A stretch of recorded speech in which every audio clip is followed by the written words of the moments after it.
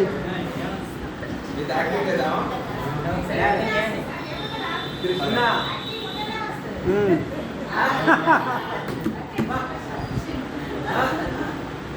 కవిత చెప్తున్నాను. అమ్మ మొగ్గలేస్తే ప్రాంగణ మద్దగా చీరలా కనిపించేది. ఛాయ నలుగు పాల ముఖం. అమ్మ నవ్వుతున్నప్పుడు అందులో పాలమర్పాల్లా కనిపించేది. మాకు పడిషం పట్టి జ్వరం వచ్చినప్పుడు అమ్మ ఇంటిని హాస్పిటల్గా మార్చేది. ఆయుర్వేదం మందు బిళ్ళలేస్తూ తిరుగుతూ ఉండేది. ఈ రకం చెప్పుకోస్తారు. పూలేస్తే ప్రాంగణం పద్దకపు చీరలా కనిపించేది. ఛాయ నలుపు కోల ముఖం, పండ్లు పాల పరపాల్లా కనిపించేది. ఈ రకంగా చెప్పుకోవచ్చు. పొంగోడి నమస్తే. నేను శ్రీనివాసరావు, బాగున్నారా? మీరేం యాక్టివిటీ చేయట్లేదు. మరి పనికి వస్తాం, ఎంత బుక్ చేస్తామని మీతోటి మనవి చేసుకుంటాను.